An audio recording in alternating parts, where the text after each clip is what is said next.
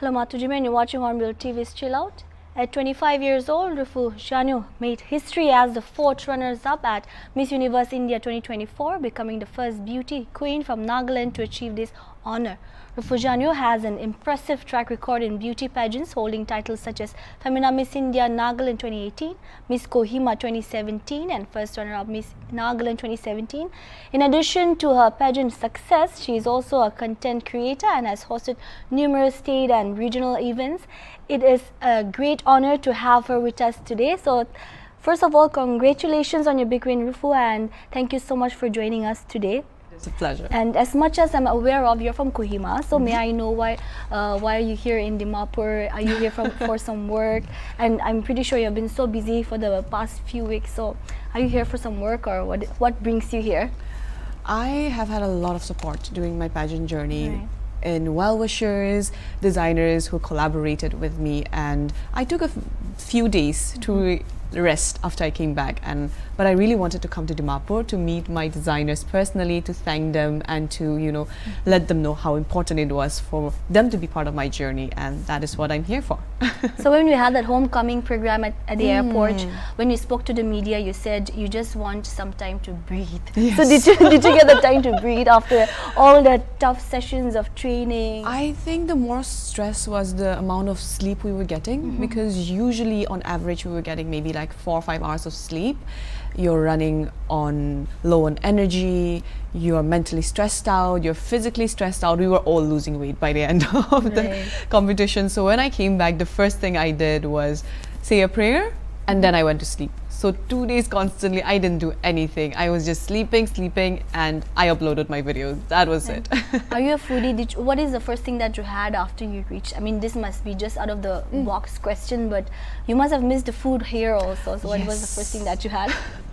I think the first thing I had was my mom packed my lunch for me when I came, that she sent to the airport.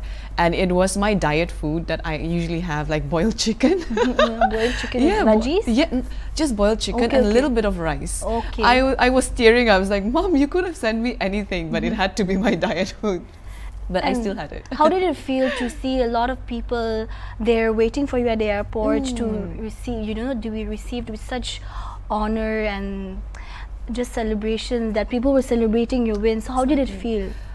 It was an emotional moment, especially seeing all those familiar faces. I saw my mom, I saw my aunts and everything, and they were like all teary-eyed. I was telling them, don't cry, I'm gonna cry with you. But it was an honor to have everyone come together, and it made all the efforts, all the pains, all the sleepless nights so much more worth it at that very moment. And now that you are the title owner of the 4th runners-up of Miss India Universe 2024, what does this title mean to you?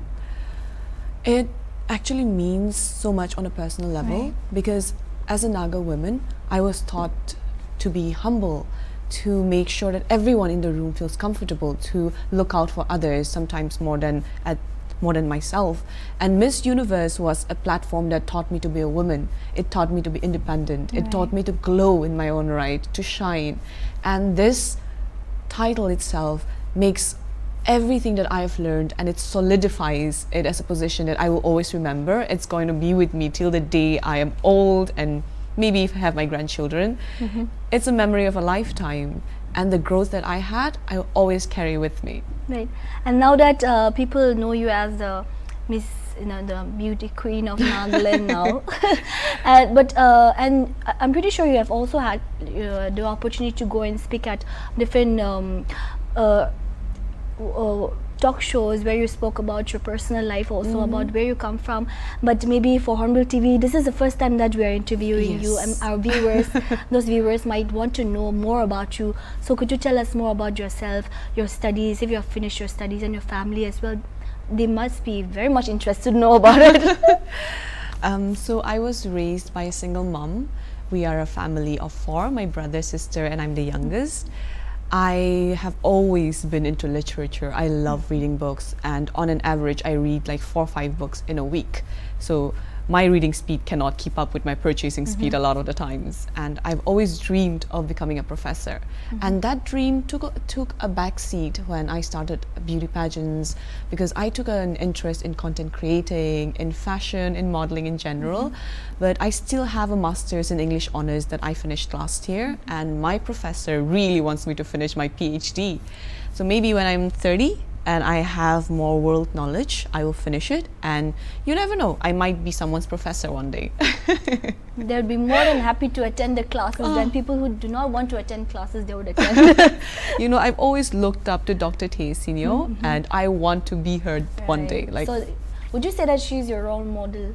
She is, and my professor, Dr. Rukula, they are some strong women I will always look up to. So again, when it comes to beauty pageants, we cannot deny the fact that we have produced some queens as well. So who would be your role model now then, when it comes to beauty pageants here in Nagaland? I think one of the role models would be Angelina Kavichasa. Like, she was the first one in Nagaland history to ever win a runner-up at Miss India, and I am so sad that I couldn't meet her, but I think her legacy continues, and it was one of the inspirations for me, because you have to remember, when she won, it was way before anybody in Nagaland was even aware of beauty pageants at that point, and to be able to reach that height requires a lot of determination and a lot of strength to go up there. And I wish I could talk to her. And I always respect Vikonyo Setsu as well. She is one of the beauty queens who came after me, but I respect her so much for the children she's working with, for the people that she is connecting with the rest of Nagaland. And if I could be in one of her projects, or, you know, get to sit down with her and talk with her once more, it would be amazing. And may we also know what was the time when you realized, okay, I really want to do beauty pageants now? What got you into it, beauty pageant? Tell us more about that as well. You know, I always tell people that I got into beauty pageants because my sister really pushed me to. She's like, you're tall, you can speak well, why don't you give it a try? Maybe that was the thing that pushed me, but ever since I was a child, maybe 4 or 5 years old, I would watch Aishwarya Rai, her singing, and Sushmita Sen, and I would always wear my mother's shawls and pretend like I'm in a fashion show, scream India, and those memories I gradually forgot as I reached teenagers phase. But sometimes when you're a child, you manifest stronger than you ever believe. And yeah, beauty pageants were something that I discovered later on when I was 18. But it's something that I really, really am glad I did. So would you say that your thought about what beauty pageants are all about, has it changed over the years? When you were younger, as you said, your sister told you to contest in it because you were tall and you could speak well. But after you entered, maybe Miss Kohima was the first, right? After you entered that, your thoughts about it, has it changed? I believe so. Traditional norms of beauty pageants has changed a lot, because now, when it comes to beauty pageants, you have to perform from day one. When I say performing, you have to be dressed well, you have to speak well, you have to treat the staffs well. It may be a sweeper, it may be a waiter, treat them well. And all of those things really count into how your total scores are going to be. And you have to perform well in every subtitle, perform well in personal interviews. And for a traditional beauty queen, all you usually had to be well spoken, you had to be tall. But now there's so much more beauty pageant queen has to be. She has to have support from the fans. She needs to have that knowledge of everything happening around her, and she needs to be media trained as well. She needs to know where a camera is pointing to her at every moment, because you never know. And there's a lot more requirements, but today's world gives stricter requirements, and it's so much better for it as well. So in short, you have to be a total package. You do, you do. It's not just being able to speak well. It's so much more that goes into it. There's much more than that. And also now that, let's talk about your preparations as well. When it came to Miss Universe India 2024, tell us more about your preparations. I had the opportunity to speak to Zuchobeni as well last year, and she did tell me that the training process is like having a military session, military training in hills, and it went on for days. So tell us more about that. How was the preparation? I would want to know more. let's start from the right after the auditions. I went on a diet, and this diet is for bodybuilders, right? So I was eating oats in the morning. Then I had plain unsalted chicken plus rice, and that was what I had for lunch and dinner. That's it, with fruits on the side. So there's like bodybuilders. Then I did training sessions for my walk, my pasarela in Delhi. And we used to do trainings from 12 in the morning till 7 o'clock at night. And you're doing it in 6-inch heels. It was not that bad in the beginning, but afterwards your feet start to swell. Like you can feel it, your bones protesting. And that's just the beginning. You have to worry about your clothes as well. And Miss Universe is a modern day fashion icon. You have to embody that. So I had to really work with my designers. I had to tell them like, this is what we're looking for. We're going to go with this designs. And I had to reach out personally for that. I also had to work on a lot of my communication skills as well, like just keeping updated about what's going on in the world, because we never know what we're going to be asked on stage. And there's so much more that's not coming to my mind right now, but a lot of details like what luggage are you packing, how, the skincare you're going to carry, the hair care you're going to carry. It's a full-time job. How many luggage did you carry? How many trolleys did you carry for that? I took 4 big trolleys, 1 medium trolley and 1 small trolley. And that was for how many days? That was for 12 days. Okay, so that was just 12 days actually. And I did not carry my national costume with me when I went. So if I carried my national costume, it would have been heavier.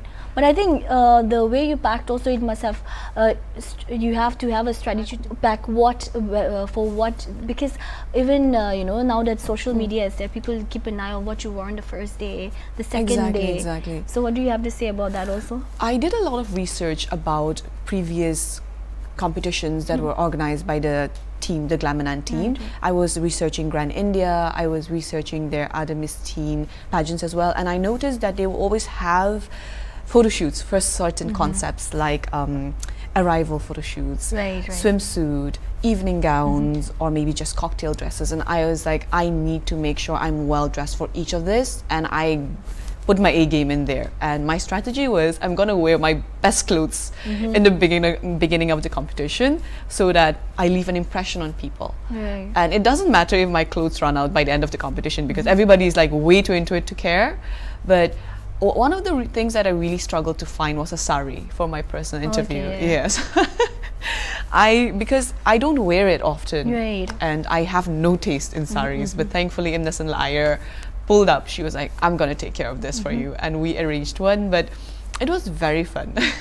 So how many people were involved in that when it comes to your clothing? Also, we'll talk about the national costume and the evening gown later, but when it comes to your arrival, day one arrival, and all those clothes that you wear for photo shoots, who all curated it, and how many people were involved in that?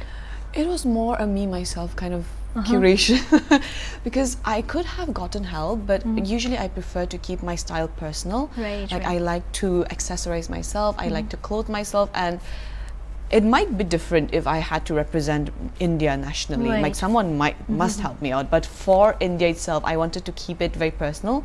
So I reached out to the designers I had already worked with, because I knew they knew my style, and I knew what they did well. For example, Bambika Vichasa. I was just going to talk about that. The look was, that was just something I would always remember. It was so thank you. So Bambi is known for her silhouettes, her simplicity, and I wanted to bring that into the look, but maybe add a little drama with the hood. And for example, people like Santiji, for that I used for my personal interview, the traditional touch, she does that so well, and I knew what I was going in for. So every look was curated, thought out, and that came as a result of me being into the fashion industry for almost 7 years now, and that was one of my trump cards. So you need to add your personality. Personality as well. So we had Zoom calls before we actually joined the arrival days, and one of the tips that our organizer Nikhil told us was, it doesn't matter what you're wearing, you should look good in it, and you should look confident in it. And that was one advice I always kept in the back of my mind when I was looking for dresses, because sometimes we wear fashionable things, but it doesn't suit us, you know.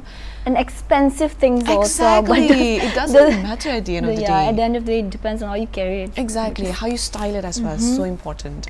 And when it comes to beauty pageants as such, like you have mentioned earlier, catwalk also matters a lot. It matters. And like you've mentioned it in your interviews also, that catwalk was not your No, it was not. trump card. I mean, like, you know, you're not the strongest there. So tell us more about the training also.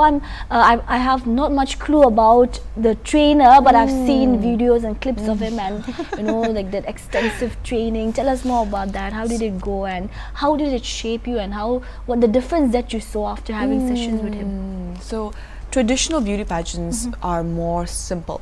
Right. For example, 10 years ago, it was more simple walks. Maybe you do a twirl here and there, but that was it. But now the modern pageants are like so technical. You need to know how to place your feet, how many steps to take when you're posing, and how you're walking as well. Because I never noticed it, but my trainer was like, you need to open up your hands. When I walk, I would keep my fists balled up. And as a beauty queen, you must keep it like this. Okay. A certain way to hold the fingers, right? And now it's like chronically like this. So you just like Yeah, like this now everywhere. And you also need to have a certain rhythm. You need to walk differently for swimsuit. Energy, you need to jump when you're walking. Like there should be a bounce. For evening gown round, you need to be slower. You need to sashay more. So there's different kinds of walk for different kinds of rounds. And I had completely forgotten about all this, because back when I was doing Miss India in 2018 it was completely different. But now when I joined 7 years later, it's different. And a revolution started actually. You must remember Catriona's lava walk, right? After that, many variations of walk came out, and that was when it started to become very technical. Right. And I enjoyed it, and it just gave me more control over my body. Because while you're walking, you also need to make expressions. There are 4 or 5 cameras on stage when you walk in. You need to first look at one camera, then the next. You need to make sure that you're connecting with the audience. You need to make sure that you're looking at the center camera at the end. You need to smile, you need to be fierce. There's a lot of things going on at once. Like I always say, that's a free tuition for those people who wants to join actually. Like the tips that you have shared. Oh yeah, actually these are free tuition. we'll talk about it more later also, but again, like you said, you've joined the pageant industry after so long. The last one was 2017 or 18, I'm really sorry. Yeah, 18.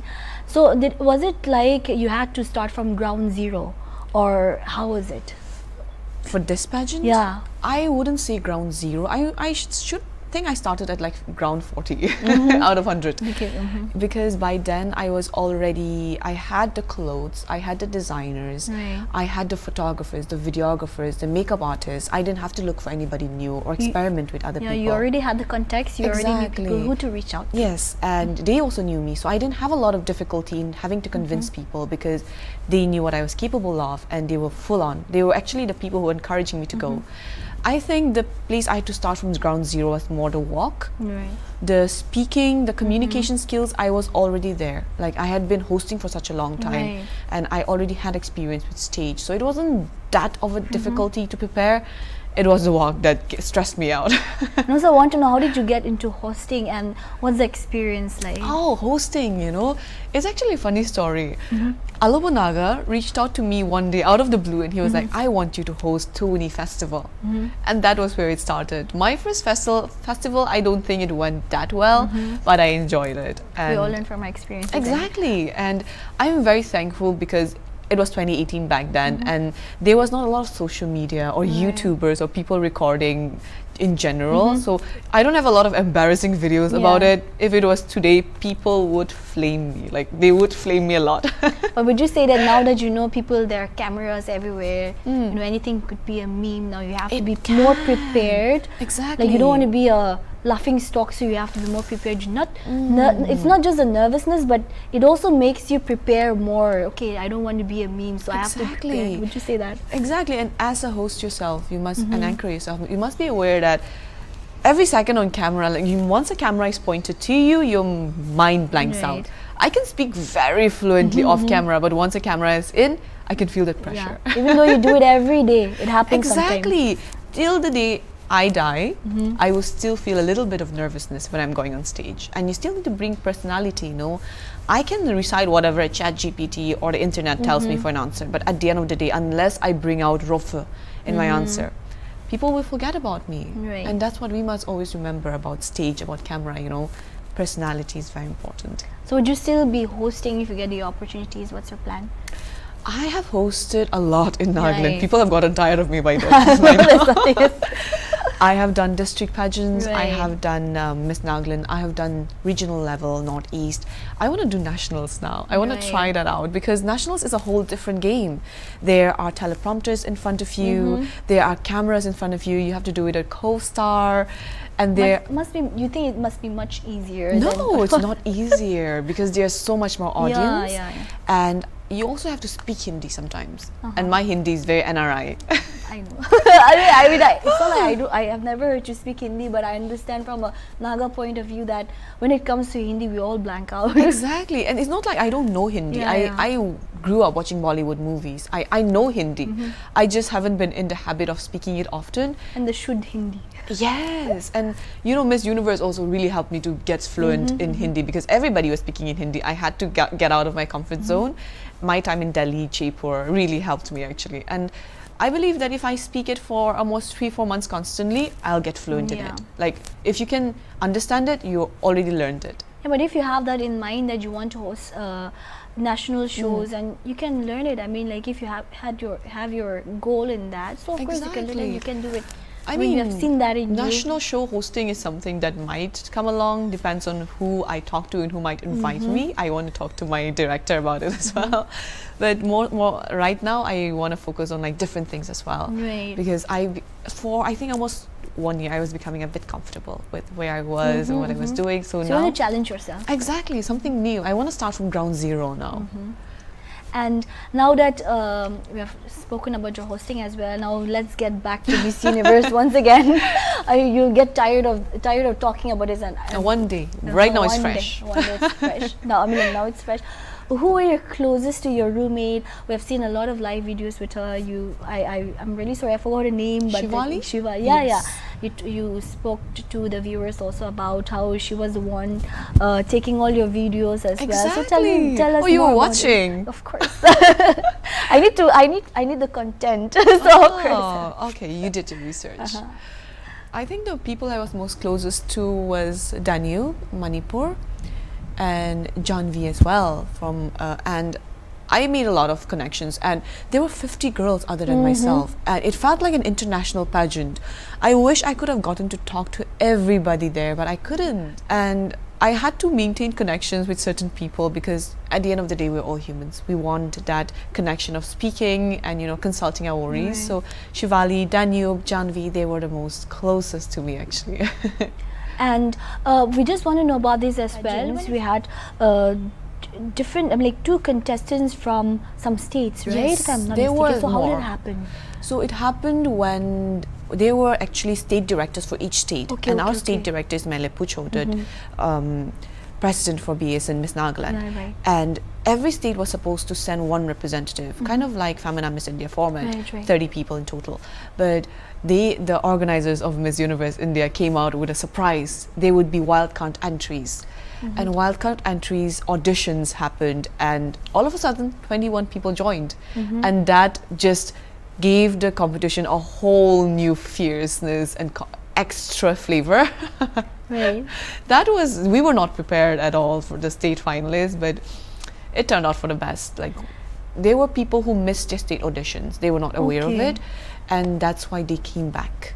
Okay. So that's why they were. Exactly. So it gave them better chances as well. And we couldn't watch. I mean, even though we watched the streaming live, we did not see how many people were there watching. So tell us more about that, and how many people were there. What was the atmosphere like there when you know, it wasn't a lot of people. I'd say around 200, 300, quite okay amount. But I think majority, 90% of the viewers were coming in from online. And that's what they were also focused on, because usually if you're doing in the studio, you have limited space, and the Miss Universe stage was massive. They had limited spaces for people as well, so it was mostly invite, and the tickets were just sold to select people. But the stage was like big. I had so much fun working on that stage, to be honest.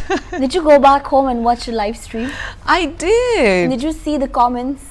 The fight between the Northeast people, there was this Manipur, Mizoram and Nagaland. I know, it was. Massive support. It was, and I'm honored for that support, but at some point I stopped reading the comments, because there were just some that were just nasty, and Yeah, of course. and I may be very happy one moment, but when I see a comment, I will be like, oh. Yeah, you can't just say that it doesn't matter to you. Of course, somewhere It hurts you. Yeah. And as a social media influencer, I've gotten used to criticism, and I've come to understand that there are criticism and there is hate speech. Right. So I will take criticism who will be like, stop moving your shoulders so much, stop moving your head so much when you're walking. I understand that because it's for my own good. But people who just do it for the sake of hating, they are the ones you need to watch out for. People commenting on your face, yeah, the your body shape. Yeah, all I these cannot things, do anything about it. Right. It's already there. What can I? Yeah, what Give can me I the money if do? you want me to change. I'll do surgery or something. It's a very scary world. Right, right. So now again talking about that, let's talk about your preliminary rounds. There was a point when you had the evening gown Yes. and the mistake you missed a step or something like that. Yeah. Did you have a mini heart attack then? I did. There were actually explosions and bombs going off inside my head. But the thing about the stage is it might look very smooth, but there are in your mind minutes and hours have passed because you're walking slowly and people are appreciating that. But you feel like you're walking so slow, and the split second I turned, I was like, I knew it before I even tripped, because you feel your body balance going off, no? Right. And I remember in my grooming sessions, my mentor Arnish, he told me, doesn't matter if you make a mistake, recover quickly. Right. Don't let one mistake lead to many more, because that's what happens when you're in the zone and you trip, you're completely thrust out of that zone again. So you must quickly find your way back into your motion and then finish that. Hopefully I was able to recover well. You did. You did. So right after the preliminaries as well, I was crushed because for me that mistake could have meant a crown. And I was just standing backstage, and I was just reviewing it. I was like, oh no, please don't let this be the reason I don't make it into the top 20, top 10. And I'm so glad the organization gave me another chance, because at the end of the day, everybody is there for a competition, and it felt terrible, I'm telling you. That's all right. You came back strong. I mean, of course, that's why you are the fourth runners up after that little mistake that you made. Also, it's okay. It's human.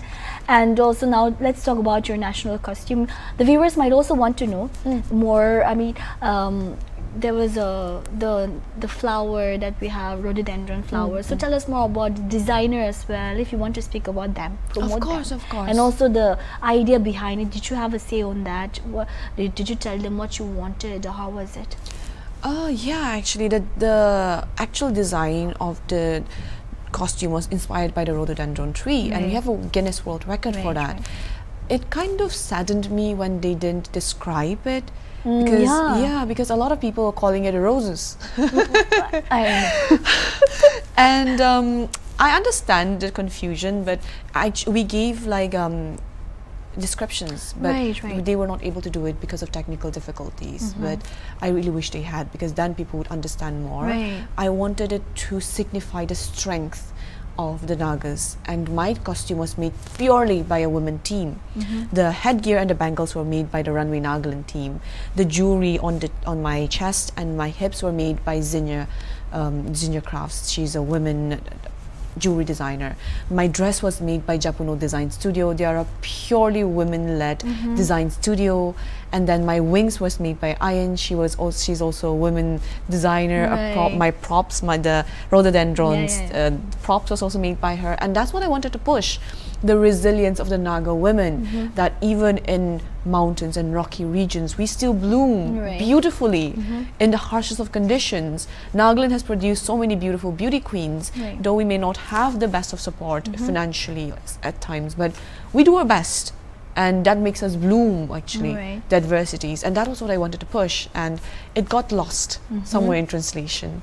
Yeah, maybe it would have been much better, because even not just yours but also others, when it comes to Mizoram, I think I've seen her. It was inspired by a folktale. Yeah, it was so interesting, and it would have been much better if you got to know more about the details. I'm pretty sure every costume had a backstory. It would have been much interesting. I mean, they won't be watching this, but when they watch it, maybe they can take it as a heads up for the next Miss Universe they're going to host.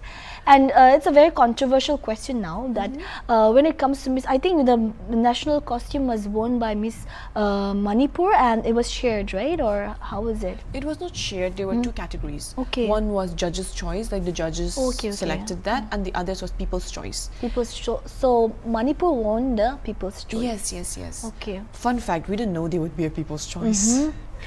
We just saw it once they uploaded it because everybody was like running last moment, right? And then we saw it was like, oh, there's a people's choice, and there was a last-minute scramble. It was people's choice was announced on the day of the competition finale.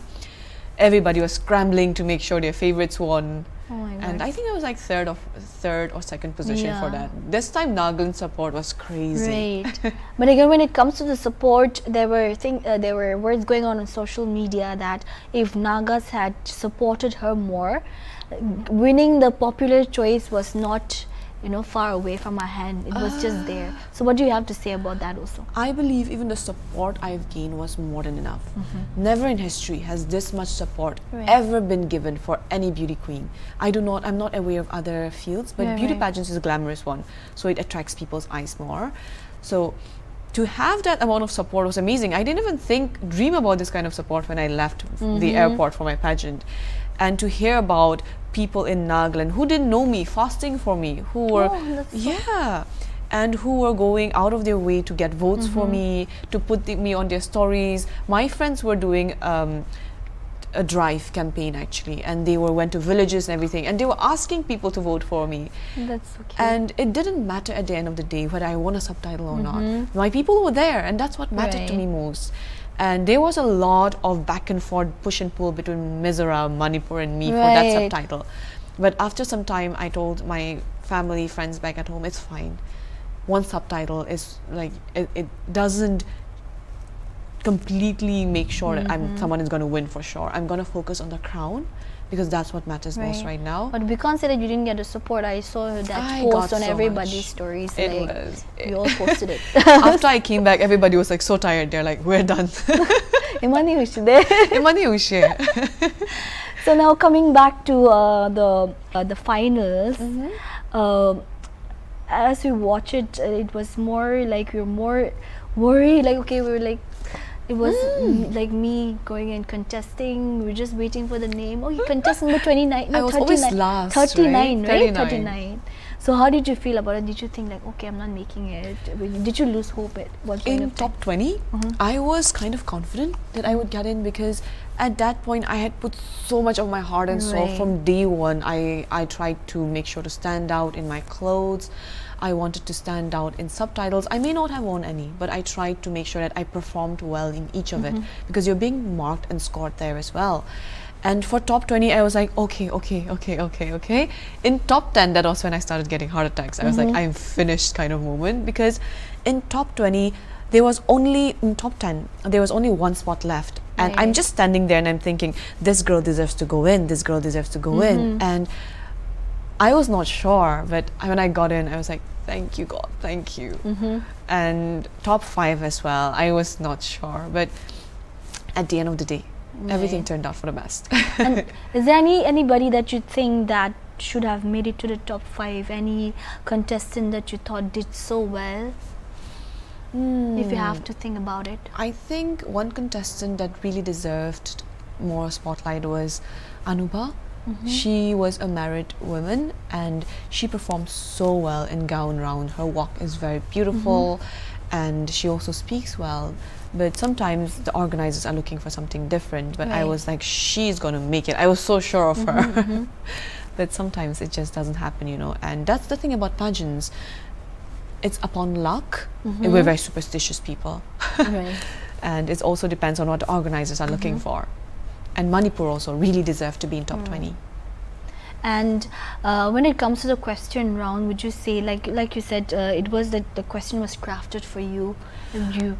I don't know if the question was crafted for me, because I was maybe the third or second last person to be asked, and I'm just standing there listening to all of them answering so beautifully and thinking, when is it my turn? When is it my turn? What was it, like, just out of the I'm just a curious person, so I want to know, what is the question that you expected that, you know, like maybe they would ask me this. Did you have anything in mind? Usually, like typical pageant questions are like, why do you think you need to win Miss Universe? What do you think defines Miss Universe? What do you think defines the Indian woman beauty? Or how can you use this platform to change certain parts of India? And that's what some girls were actually asked, and that was what I was preparing. And I was also getting really ready and really hyped up to answer. I had answers ready for that. But when I was asked my question, I was like, oh, because for me on a personal level, the questions meant a lot. It was on rape. And I had research on rape because of the recent issues. I didn't have to research on it. I was hearing it already. And I also did a bit of study on it because I did about rape for my poem. That I did for my talent round. Oh yeah, I wanted to ask about that. That was on rape, and I was like, okay, I have to answer this. But the moment the mic came to me, I kind of blanked out for a minute because I had so many things I wanted to say. But for pageants, you shouldn't say a lot. Make sure that you're hitting one point and you're driving that home, because you don't want to confuse people. You don't, because the more you speak, the more confused you get. So you want to make sure that you know the beginning and the ending. So I was like, thank you for the question. I think. And then I blanked out. What am I going to push on this right now? And thankfully, I think I was able to recover well from that. And you did very well. Thank you. I'm not just saying this because you're here, but we're like, oh, so proud of her. So, tell us more about the talent round as well. I didn't get to watch it. There was no schedule as such that, okay, they'll air it at this point of time. So I think we missed out on a lot of that as well. The talent round is actually live broadcasted through Miss Universe Instagram account. So what did you, like you said, poem, so can you tell us, give us a gist of what was the poem like? So it was a poem about the silenced, and when I was writing that poem, I was filled with anger, you know, because I heard about all this news about women being assaulted, about raped, about being beaten. And you must remember that if there are 10 cases that have reached the news, there are hundreds more that have been silenced. And it broke my heart to think of that, because every woman has a story of being assaulted or being catcalled as children, or maybe we have heard of other women. And I wanted to write something down and, you know, let my frustrations out. The actual poem that I sent to my professor for proofreading was much more stronger in language, actually. But my professor was like, hold on, calm down. And then, you know, we're gonna add a bit more language, we're gonna make this a bit softer. So the beginning of the poem was about a woman, about how we have so much to give, yet we have so much that we're suffering from. And then it slowly transfers into how we're hushed, about where we are asked to keep quiet because we have to think about the men's reputation, we have to think about our reputation. When a woman is raped, she's not, I mean, the first few months, it's all concern for her, but that tag will always be with her throughout her life, that she was a victim. It also affects your marriage prospects. And I wanted to focus on that. And at the end, I wanted to, you know, bring about a peaceful resolution that I'm a woman. I want to be free. More than being silenced. Can I speak? And that was what I wanted for my poem. So did you, when you wrote that poem, did it ever, when it comes to the scenario of Nagaland as well, here in Nagaland, did it play a part in your poem as well? Yes, because I believe that more than any, they say Nagaland is a very safe state. We are. But there are many people who do not speak about it. And from personal experience also, I can tell. It is. I've heard stories. And we are very shy people. We would rather take it to our grave than speak out. And it applies to Nagaland. Like, our reputation matters the most to us. It does. And we are a very close community, you know. Like, if it happens in Kohima, you will hear about it in Dimapur. Everywhere. It's just everywhere. And now that we have news, it's going to go everywhere. But it's better that if there's news, it's better that it goes out so that people do not have to go through the same thing again. I mean, it's like an educational thing for you know, for people to be aware of also. So I think, I mean, people who speak out are very brave. Yeah. Because at this point they're very aware of the consequences, but they still do it. Why? Because for them it's already happened, but they want justice, and they want people to be aware of that person as well, because they will walk away scot-free. So it's sad as well if you think about it. And now coming back to again Miss Universe, Would you want to address the crown controversy that was going on? I also want to know, because people were posting, oh, the crown was broken. They should have at least given a better crown. So tell us more. And I think you posted about it also. Exactly, but like the next day, you know.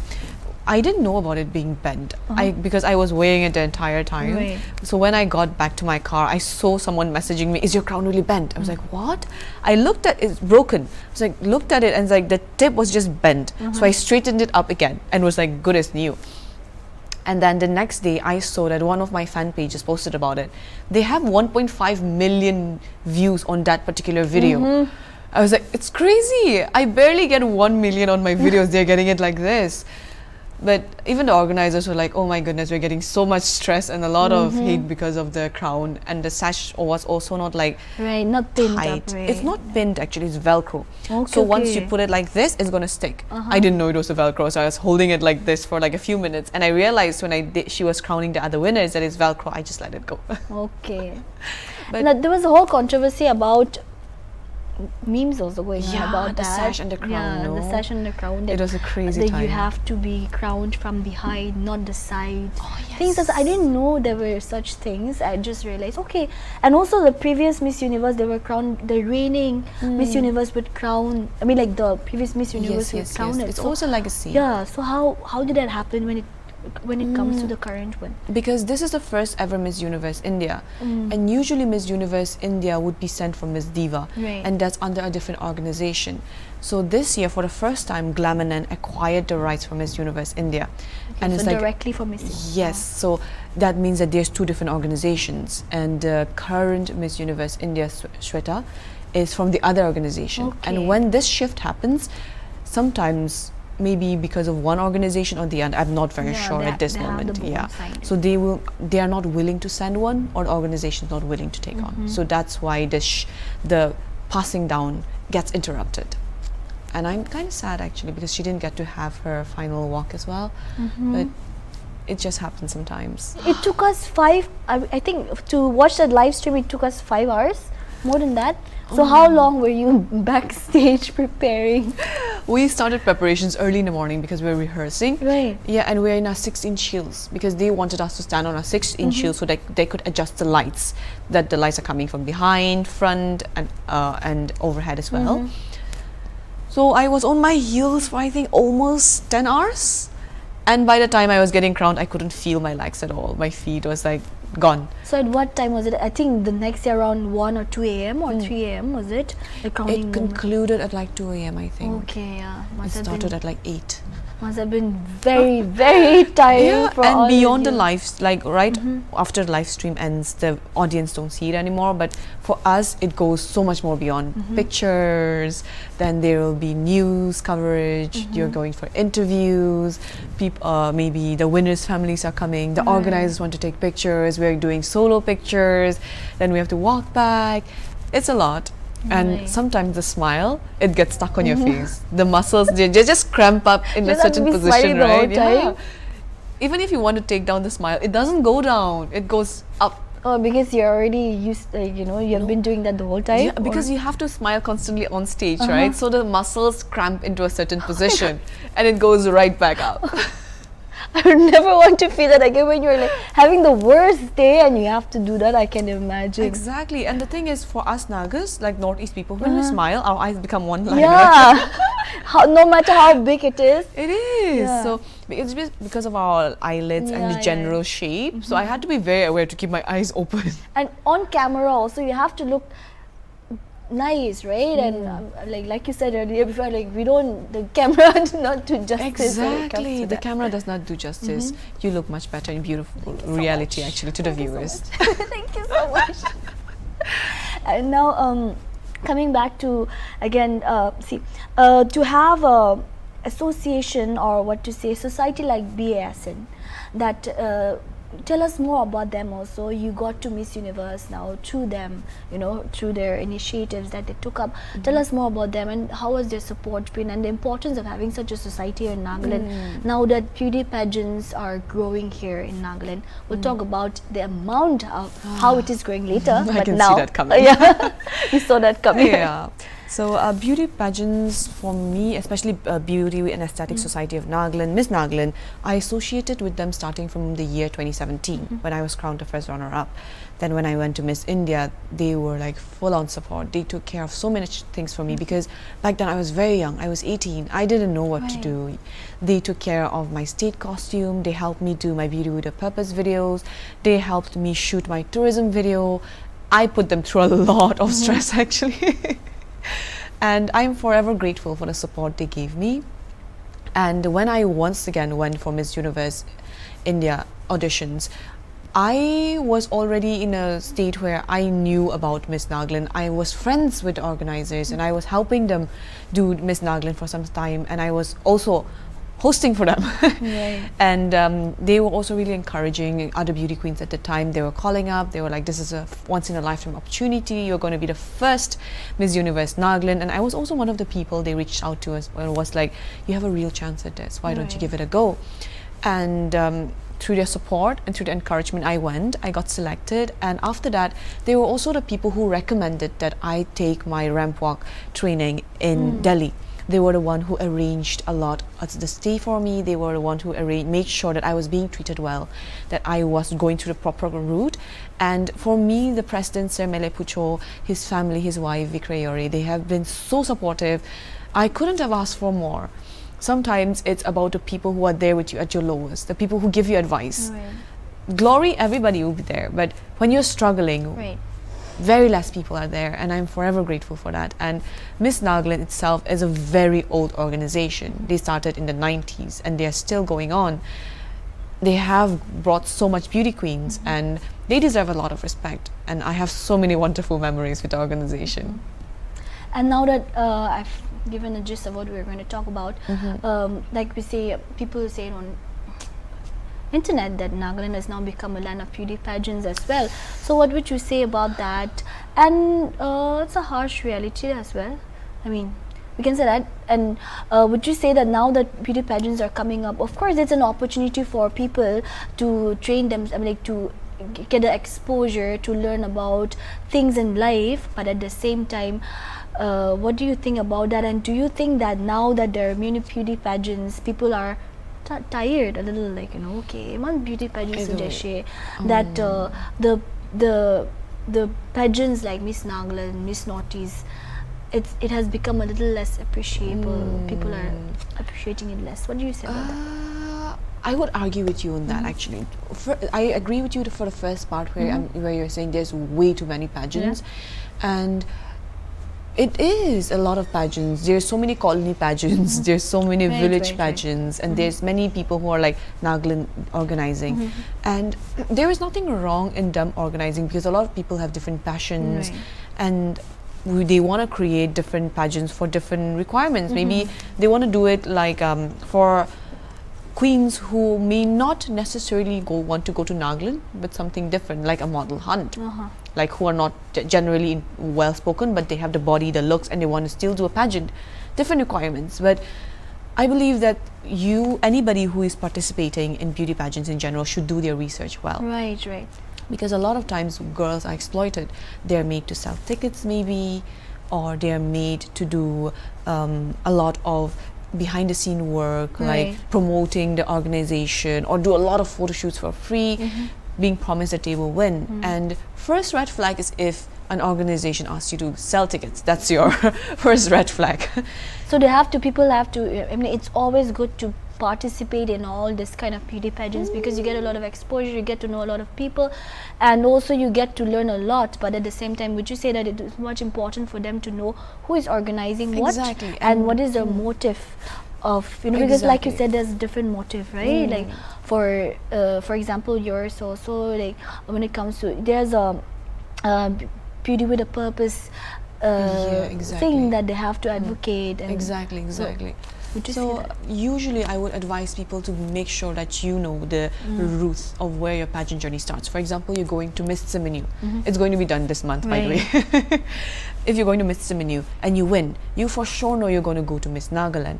If you go to Miss Nagaland, you for sure know that you're going to get a route to Miss Northeast, or Miss India, or Miss Grand, or Miss Universe Nagaland. So there is a tree a road for you. But if you're going to a pageant where it's just that, you need to think for a minute and be like, is it worth it? Because you're putting so much energy on that particular pageant. Is it much better to go to one where you know your road ahead? Oh, yeah. Because I've heard of many pageants where winners have been crowned and they've just gotten nothing to do. Right. They're just sitting in one spot and then they're only called back to crown their successors. And that's very sad. So they'll have to know like the history and the... Exactly. Do your research well, because a pageant is not cheap at all. You may get prize money after you win, but that is not enough to cover the expenses you're doing. The clothes, the makeup, the shoes, the training, the small things, it does amount to a lot. Even for a small district level, it costs a lot. And now, like, comparing the pageants, I've been here for quite some time now. Would you say that it has the ideology that people of Nagaland have, when it comes to we had the thought about beauty pageants? It was like fashion show like the thought that we had before, like when it comes. But do you think it has changed the perspective of pageants here? The society, when it comes to the society, has it changed? I mean, we're a very small society. It's easy for us to get tired of one thing very easily, and we have limited population, right? So I think for sometimes people were very confused because there's so many Miss Nagaland happening, right? And there's also many Miss India happening right now. That's why I was confused. There's tons of it. But if you count the legitimate ones, there's very little. In Nagaland, Miss Nagaland. In India, Femina Miss India, Miss Grand, Miss Universe, Miss Divine Ocean, Miss Supranational.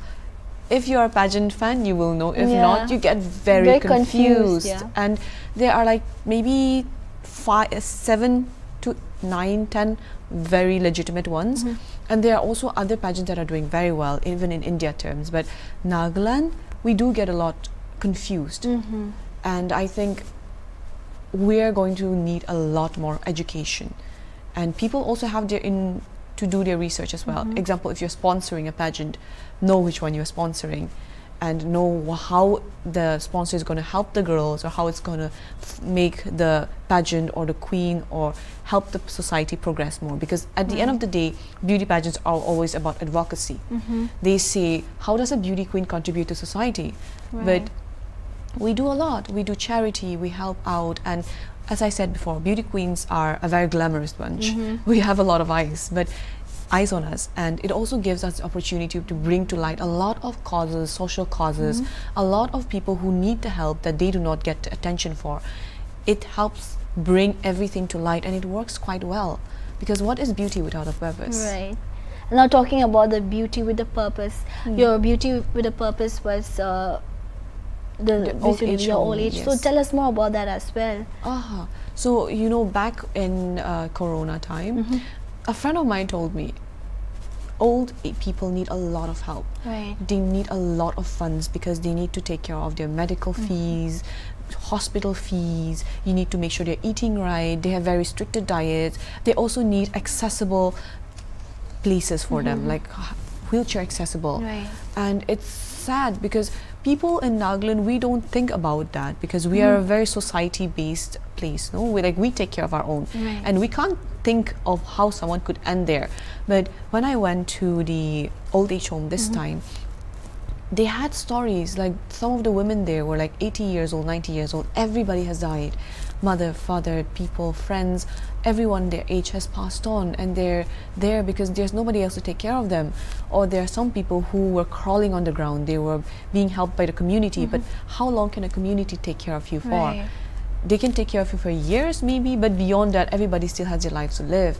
And it broke my heart to see them so happy. They're doing praise and worship. They're singing together.